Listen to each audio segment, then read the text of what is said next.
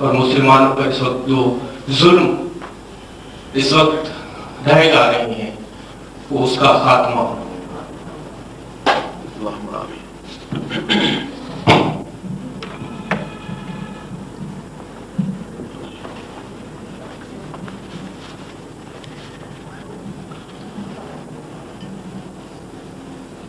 अल्हम्दुलिल्लाह रब्बिल आलमीन वस्सलातु वस्सलामु अला रसूलिहिल करीम मुहम्मदिन व अला आलिहि व अस्हाबिहि अजमाइन।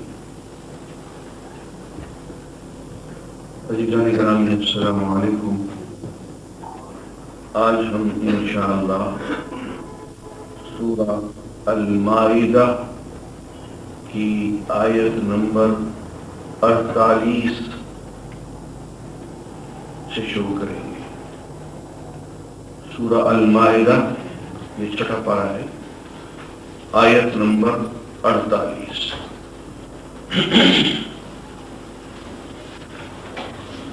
अऊज़ु बिल्लाहि मिनश शैतानिर रजीम। बिस्मिल्लाहिर रहमानिर रहीम। वअंज़लना इलैकल किताब बिलहक़्क़ि मुसद्दिक़न लिमा बैन यदैहि मिनल किताबि व मुहैमिनन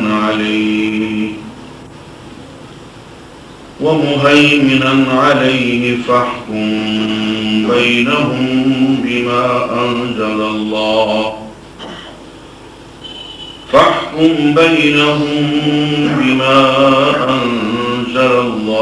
वला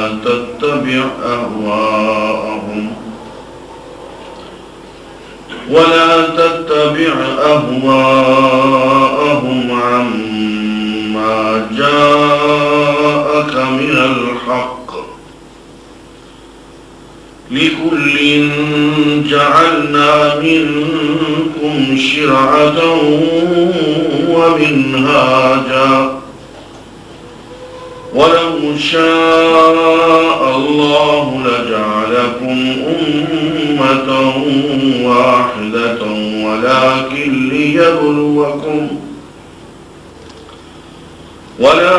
लियब्लुवकुम फीमा आताकुम फस्तबिकुल खैरात इलल्लाहि मर्जिउकुम जमीअन फयुनब्बिउकुम बिमा कुंतुम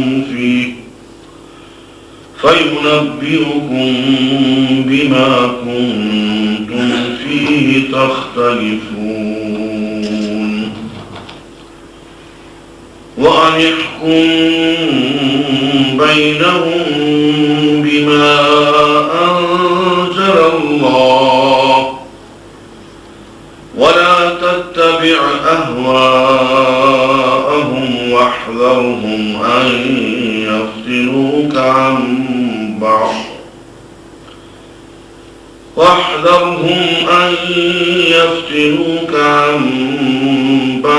मा अंज़लल्लाहु इलैक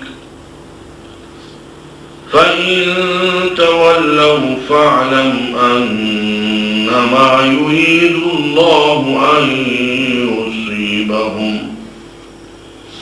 अन युसीबहुम बिबअज़ ज़ुनूबिहिम व इन्न कसीरन मिनन नासि लफ़ासिक़ून। अफ़हुक्मुल जाहिलिय्यति यबग़ून वमन अहसनु मिनल्लाहि हुक्मन लिक़ौमिन यूक़िनून। या अय्युहल्लज़ीन आमनू ला तत्तखिज़ुल यहूद वन्नसारा औलिया बअ्दुहुम औलियाउ बअ्द वमन यतवल्लहुम मिनकुम فإنه منهم إن الله لا يهدي القوم الظالمين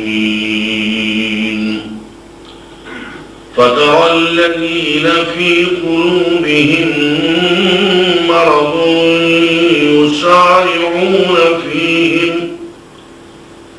يسارعون فيهم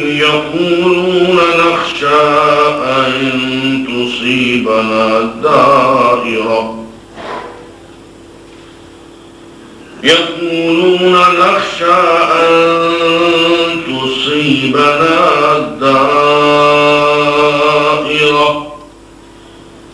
فعسى الله أن يأتي بالفتح أو أمر من عنده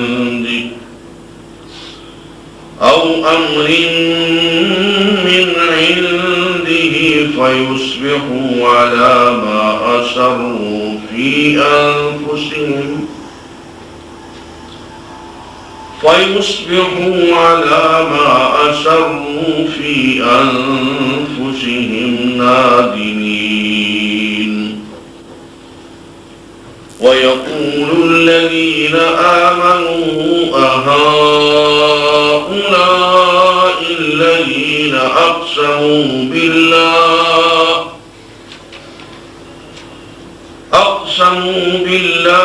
جهد أيمانهم إنهم لمعكم حبطت أعمالهم فأصبحوا خاسرين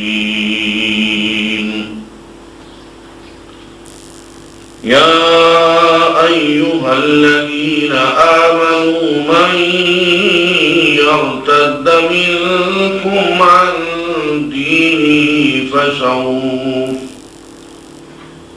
فسوف يأتي الله بقوم يحبهم ويحبونه أذلة على المؤمنين أعزة على الكافرين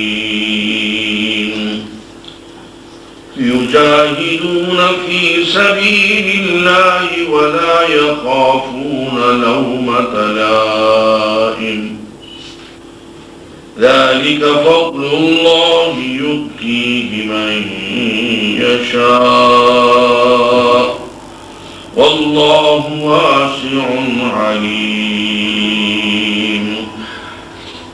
إنما وليكم الله ورسوله والذين آمنوا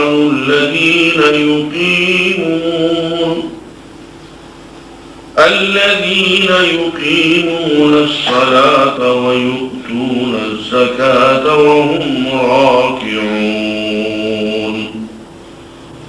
ومن يتول الله ورسوله والذين آمنوا فإن حزب الله هم الغالبون يا أيها الذين آمنوا لا تتخذوا الذين اتخذوا دينكم هزوا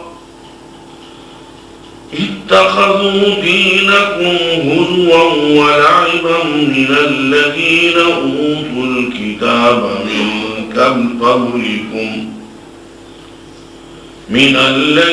أوتوا الكتاب من قبلكم والكفار أولياء واتقوا الله إن كنتم مؤمنين وإذا ناديتم إلى الصلاة اتخذوها هزوا ولعبا ذلك بأنهم قوم لا يعقلون قل يا أهل الكتاب هل تنقمون منا إلا أن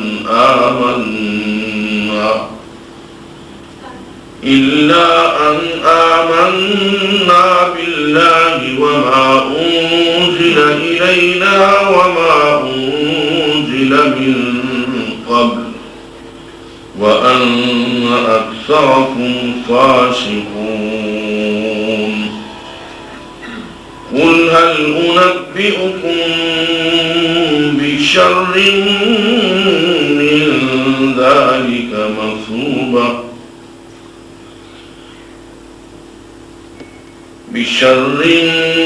من ذلك مثوبة عند الله من لعنه الله وغضب عليه وجعل منهم القردة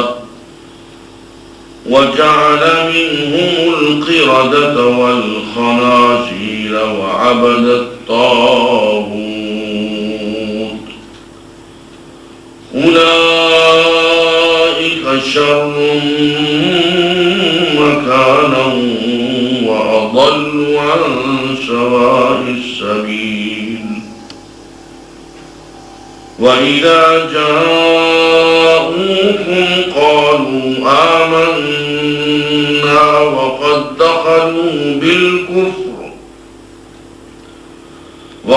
دخلوا بالكفر وهم قد خرجوا به والله أعلم بما كانوا يكتمون وترى كثيرا منهم يسارعون في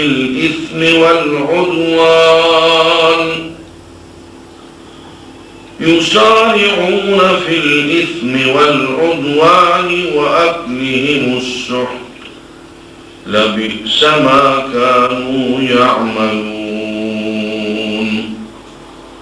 لولا ينهاهم الربانيون والأحبار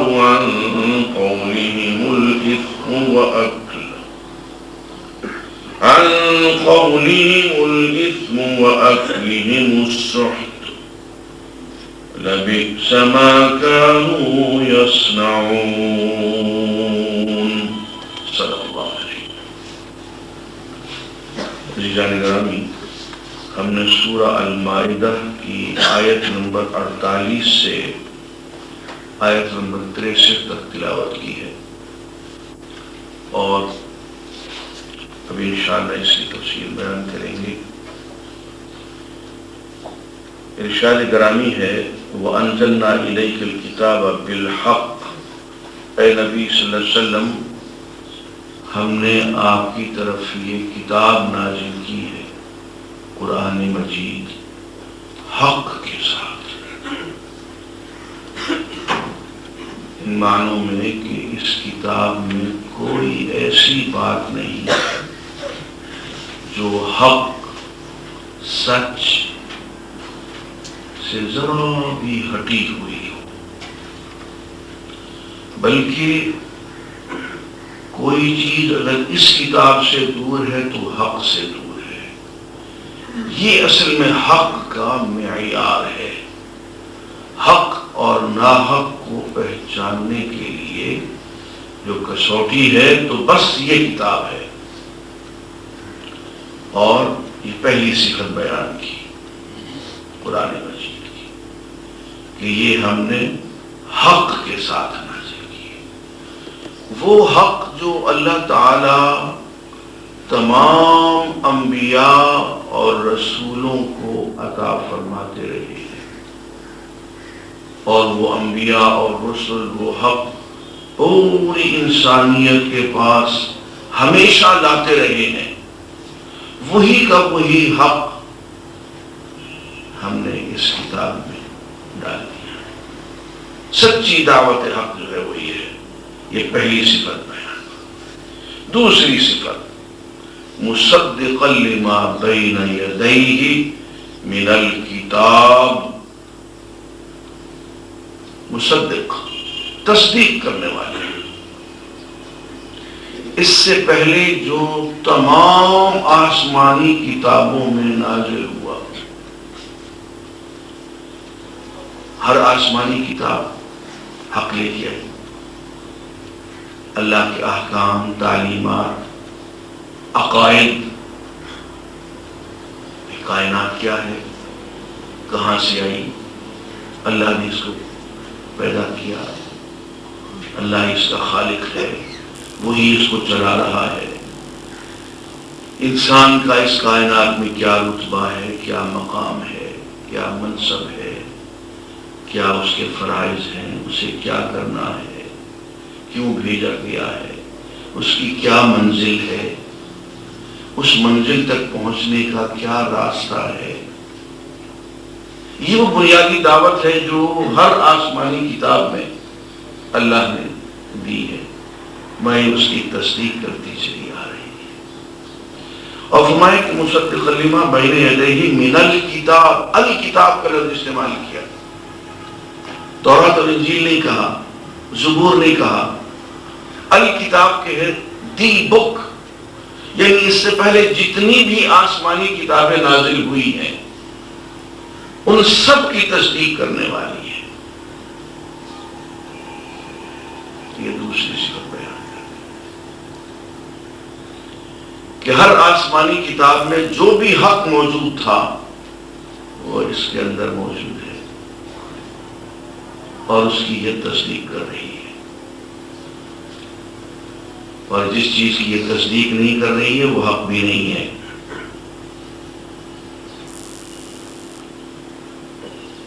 تیسری بات، وَمُحَيْمِنًا عَلَيْهِ، اور یہ کتاب جو ہے وہ حفاظت کرنے والی ہے تمام آسمانی کتابوں کی۔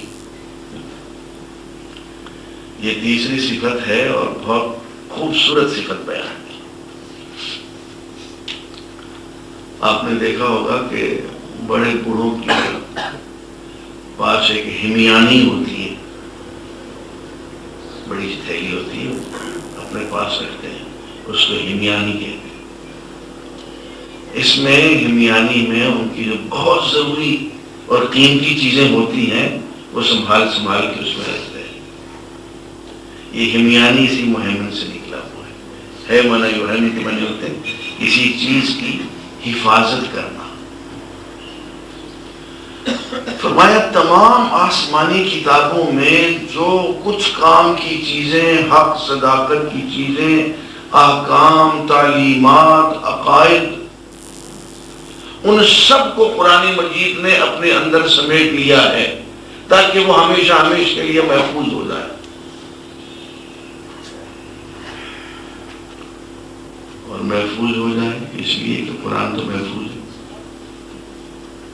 وہ کتابیں تو محفوظ نہ رہ سکی، اس لیے محفوظ نہ رہ سکی کہ ان کے بعد اور کتابوں نے آنا تھا، ایک رسول کے بعد دوسرے رسول نے، کتاب کے بعد دوسری کتاب نے آنا تھا، تو ان کی تو اللہ نے حفاظت نہیں کی۔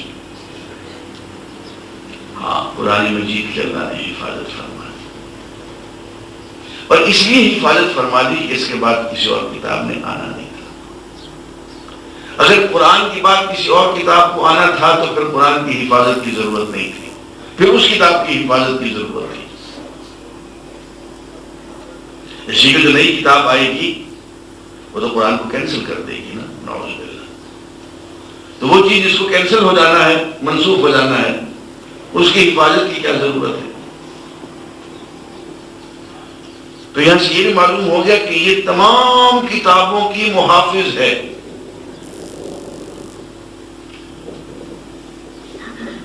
اور تمام آسمانی کتابوں میں جو اللہ کی طرف سے دعوت حق ہے، جو حقائق ہیں، عقائد صحیحہ ہیں، تعلیمات ہیں، احکام ہیں، شریعتیں ہیں، وہ ساری کی ساری سمٹ کے قرآن مجید کے اندر آ گئی اور ہمیشہ ہمیشہ کے لیے محفوظ ہو گئی۔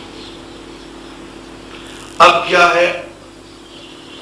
اب تمہیں اگر یہ پہچاننا ہو کہ توریت کی یہ آیت واقعی اللہ کا کلام ہے تو قرآن سے دیکھ لو، اگر قرآن سے مطابق ہے تو وہ اللہ کی آیت ہے، ورنہ نہیں ہے۔ دیکھنا چاہتے ہو کہ زبور کی آیت، انجیل کی آیت یہ واقعی اللہ کا کلام ہے کہ نہیں تو قرآن سے ملا لو۔ اگر قرآن اس کی تصدیق و تائید کر رہا ہے تو وہ اللہ کی آیت ہے، ورنہ نہیں ہے۔ تو قرآن مجید کو وحی الہی، الہام الہی، دعوت حق کا ایک معیار بنا کے ہمیشہ ہمیش کے لیے اس کو محفوظ کر کے انسانیت کے سامنے پیش کر دیا۔ یہ تین صفتیں بیان کرنے کے بعد پہلی صفت یہ کہ انزلنا الیک الکتاب بالحق، اس میں سوائے حق کے اور کچھ نہیں، حق کو دے کے بھیجا۔ دوسری ایک مصدق لما بین یدیہ من الکتاب، اس سے پہلے جتنی آسمانی کتابوں میں اللہ نے جو کچھ لکھ کے بھیجا وہ سب کی تصدیق کر دی۔ اور تیسری یہ ہے کہ ان سب کے لیے ایک مستقل رجسٹر بنا دیا، ان سب کی حفاظت کر دی، ریزرو ہو گئی ساری آسمانی کتابیں اس ایک ہارڈ ڈسک میں ریزرو ہو گئی۔ ان سب کا یہ لیٹسٹ ایڈیشن ہے۔ یہی وجہ ہے کہ حضور اکرم صلی اللہ علیہ وآلہ وسلم نے جب حضرت عمر فاروق رضی اللہ تعالیٰ عنہ کو دیکھا کہ توریت پڑھ رہے ہیں اور لطف اندوز ہو رہے ہیں تو آپ حضرتناک ہو گئے،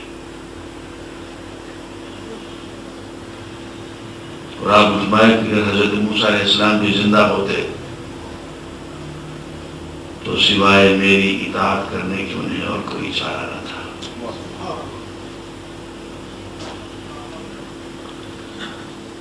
تو عزیزان گرامی، یہ تین صفات قرآن کی بیان کرنے کے بعد کہ دیکھو ہم نے تمہیں کیا دے دیا ہے، ذرا آنکھیں کھول کے اس کو پڑھو، اس کو دیکھو۔ سراپا حق، سابقہ تمام کتابوں کی مصدق اور سابقہ تمام کتابوں کو سنبھالنے والی، محافظ، مہیمن۔ یہ کہنے کے بعد مطالبہ کیا کیے؟ اللہ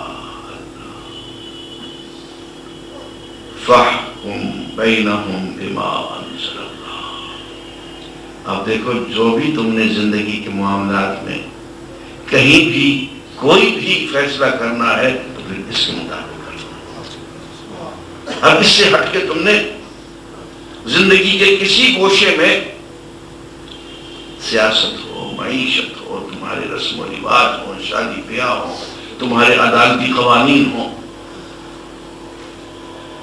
فَاحْكُمْ بَيْنَهُمْ بِمَا أَنزَلَ اللَّهُ۔ اب جو اللہ نے نازل فرما کیا ہے ساری کتابوں میں اور پھر آخر کار قرآن مجید میں، اب فیصلے ہمیشہ اس کے مطابق کرنا۔ وَلَا تَتَّبِعْ أَهْوَاءَهُمْ، اور دیکھو لوگوں کی ہوا و ہوس، ان کی خواہشات کا اتباع نہ کرنا۔ معلوم ہوا کہ یا تو قرآن کے مطابق ہم زندگی گزاریں گے، اس کے مطابق فیصلے کریں گے، یا پھر ہوا و ہوس ہوگی، درمیان والی کوئی چیز نہیں ہے۔ قرآن سے ہٹ کے جو بھی ہوگا، کسی بھی پارلیمنٹ کا فیصلہ ہوگا، کسی بھی انسان کا بنایا ہوا قانون ہوگا، کوئی رسم رواج ہوگا، وہ سب احوا، ہوا و ہوس ہوگی، میں نہیں، وہ نہیں۔ ایک جگہ یوں فرمایا کہ یا ایھا الذین آمنوا ادخلوا فی السلم کافہ ولا تتبعوا خطوات الشیطان۔ اے اہل ایمان، دین کے اندر پورے کے پورے داخل ہو جاؤ اور دیکھو شیطان کے نقشۂ قدم کی پیروی نہ کرنا۔ یا تم دین پہ عمل کرو گے یا خطوات شیطان پہ عمل کرو گے، درمیان والی کوئی چیز نہیں۔ یہاں خطوات شیطان نہیں کہا، یہاں ہوا و ہوس کہہ دیا، اور وہ خطوات شیطان ہی تو ہے اور کیا ہے۔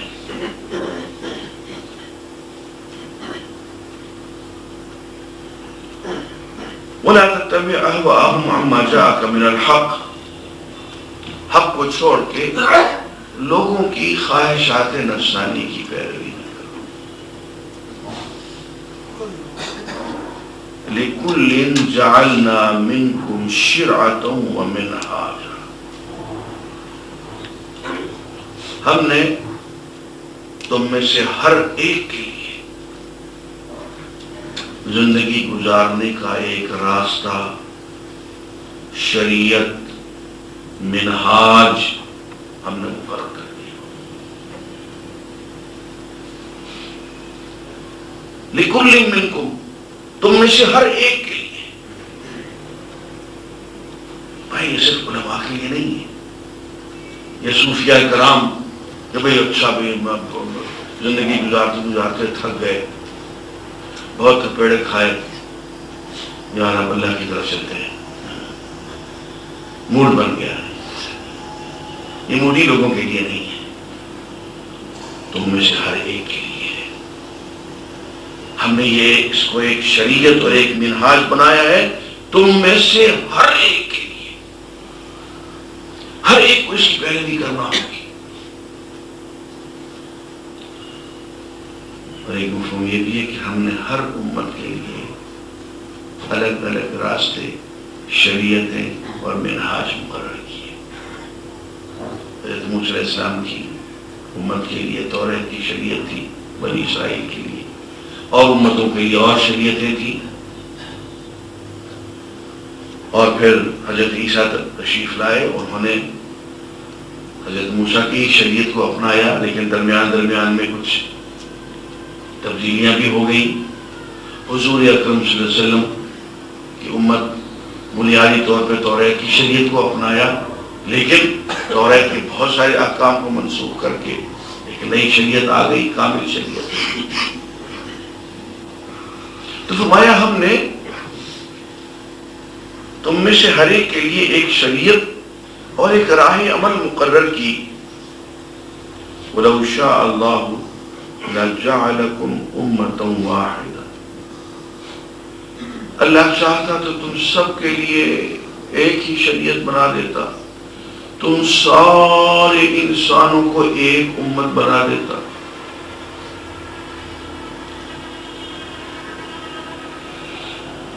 تم میں کوئی کافر نہ ہوتا، کوئی مسلمان نہ ہوتا، کوئی فرقہ نہ ہوتا۔ جیسا کہ بوٹ بنانے والا کارخانہ ہوتا ہے، وہ بوٹ بنتے سارے ایک جیسے بوٹ بن جاتے، فرق ہی نہ ہوتا۔ اور اگر اللہ چاہتا تو تمہیں اختیار ہی نہ دیتا انکار کا، گناہ کا، معصیت کا۔ سورج انکار کر سکتا ہے، لیکن آج تھکا ہوا ہوں، آج طلوع نہیں ہوتا۔ ہزاروں لاکھوں سال ہو گئے روز اس مدار پہ چل رہا ہوں، آج ذرا آرام کر لیتے ہیں، آج 10 منٹ بعد طلوع ہو لیتے ہیں۔ چاند، تارے، بادل، برکھا، پہاڑ، سمندر، سب اس کے نظام فطرت میں، لا آف نیچر میں یوں جکڑے ہوئے ہیں کہ کسی کو رتی برابر، ذرہ برابر اختیار نہیں ہے کہ اپنی مرضی سے زلزلہ لے آئے، اپنی مرضی سے کہیں آندھی، کہیں طوفان لے آئے، اپنی مرضی سے کہیں پہاڑ جہاں چاہے شک ہو جائے، کہیں سے چاہے والکینو آتشفشاں پہاڑ وہ اپنا لاوا اگلنے لگے۔ پتہ نہیں، کسی کو کچھ اختیار نہیں ہے۔ تارے اپنے اپنے راستوں پہ چلتے ہیں، چاند اپنی مدار پہ چلتے، کل فی فلک یسبحون، سب اپنے اپنے مدار پہ تیر رہے ہیں۔ کسی کو سرے منہ انحراف کرنے کا، آگے پیچھے ہونے کا کوئی اختیار نہیں۔ ہم چاہتے تو انسانوں کو بھی ایسی بنا دیتے، کسی کو انکار کا، معصیت کا، گناہ کا کوئی اختیار نہ دیتے. ہر ایک اطاعت کرنے پہ، اللہ کو ماننے پہ، راتوں کو ٹھیک وقت پہ اٹھ کے تہجد پڑھنے پہ مجبور ہوتا. ہم یہ کر سکتے تھے. اور تم سارے کے سارے ایک امت مسلمہ ہوتے، درمیان میں کوئی واجپائی نہ ہوتا.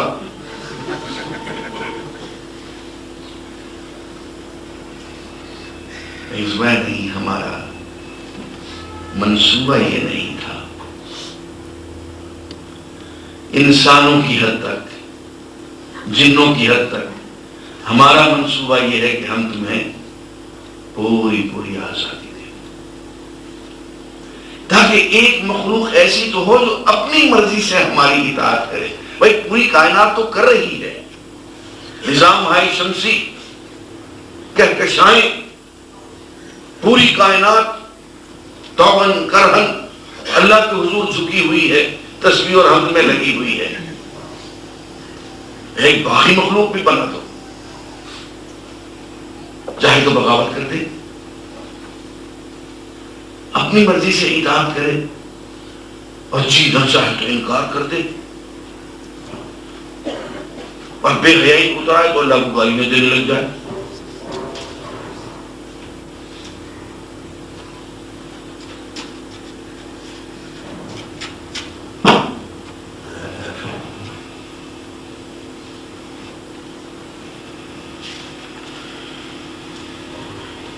لیکن فرمایا ہم نے یہ اس لیے کیا ہے کہ ہم تمہیں آزاد، خود مختار مخلوق بنائیں، طاقت دیں، خواہشات دیں، جذبات دیں، مواقع دیں عبادت کے، معصیت کے، اور پھر دیکھیں تم کیا کرتے. یہ ایک الگ منصوبہ ہے. یہ منصوبہ چونکہ فری ول کا منصوبہ ہے، اس لیے میں یہاں حیران ہونے کی ضرورت نہیں ہے کہ فلاں نے یہ غضب اٹھا دیا، فلاں نے یہ فتنہ کھڑا کر دیا. میں نہیں اجازت دی کہ تو فتنہ کھڑا کر رہا ہے. ہم نے منصوبے میں یہ رکھا ہے، پہلے دن سے رکھا ہے کہ یہ خون خرابہ کرے گا، یہ فساد کرے گا.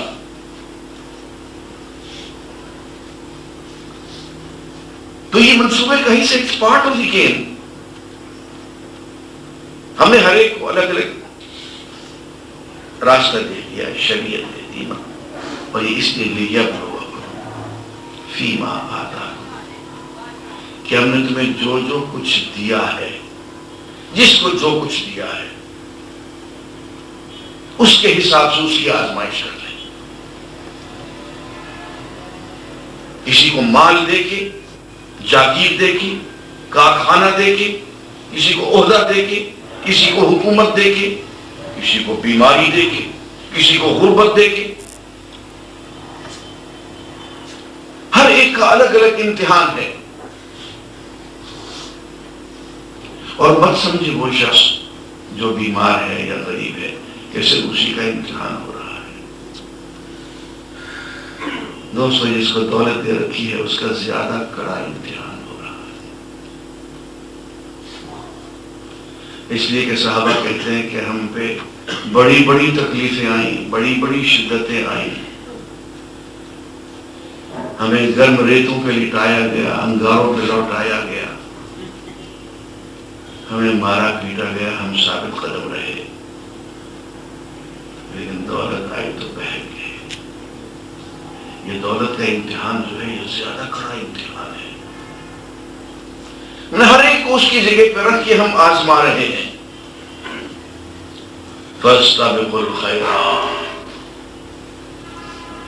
جیسے ہرڈل ریس ہوتی ہے نا، کسی کو وہاں کھڑا کیے، اس میں آگے کوئی پیچھے،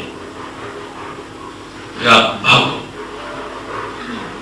تمہارا فرض فاستبقوا، اب مقابلے میں لگ جاؤ، نیکیاں اپنانے. الگ الگ مواقع ہیں ہر ایک کے لیے. اب میں نے علی اسدی کا واقعہ بیان کیا، ڈاکو ہے، اب وہ بچپن سے ڈاکے ڈالتے چلا رہا ہے، خاندانی ڈاکو ہے. میں یہ آیت سن لی، یا ایھا الذین آمنوا، اے اہل ایمان، لا تقنطوا، یا عبادی الذین اسرفوا علی انفسہم لا تقنطوا من رحمت اللہ، اے میرے وہ بندو جنہوں نے اپنی جانوں پہ ظلم کر رکھا ہے، گناہوں میں ڈوبے ہوئے ہیں، دیکھو اللہ کی رحمت سے مایوس مت ہو جانا. ان اللہ یغفر الذنوب جميعا، اللہ تو سارے کے سارے گناہ اکٹھے ہی معاف کر دیتا ہے. جہاں ڈاکہ ڈالنے گیا وہاں یہ تلاوت ہو رہی تھی، اس کہتے یار یہ آیت پھر پڑھنا، اس نے پھر پڑھی تو تلوار کو میان میں ڈال دی. اگر وہ بخش دیتا ہے تو پھر ہم بھی سمجھ جاتے ہیں. فضیل بن عیاض کیا تھے؟ فضیل بن عیاض جو سلسلہ نقشبندیہ کے بہت بڑے شیخ ہیں، اور ان کے ہاتھوں ہزاروں لاکھوں انسانوں کو ہدایت ملی. خاندانی ڈاکو تھے. اب جو ڈاکہ ڈالنے گئے تو وہاں آیت پڑھی جا رہی تھی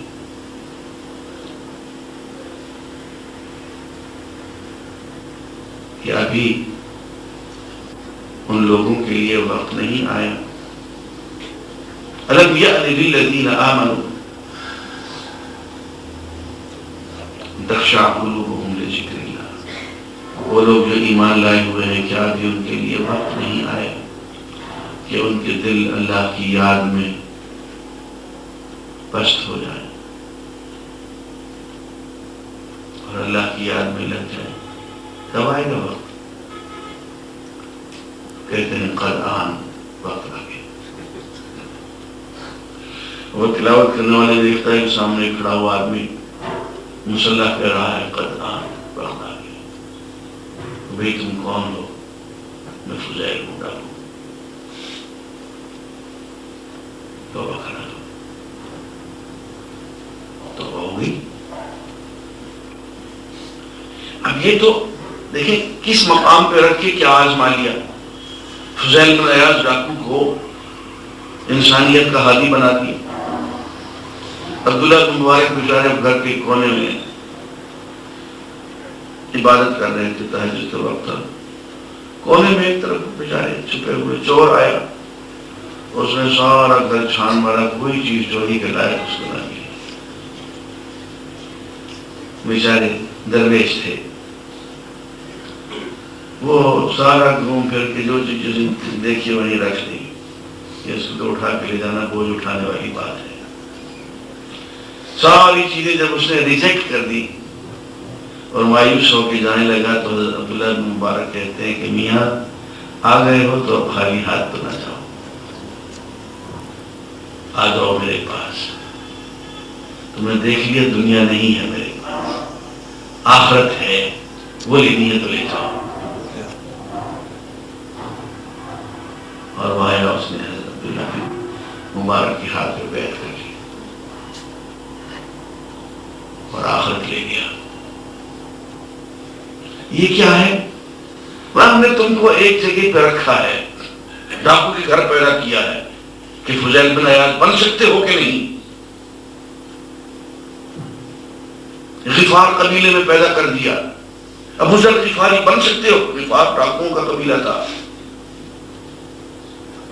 کہ ابو ذر غفاری بن سکتے ہو کہ نہیں؟ بن کے دکھاؤ.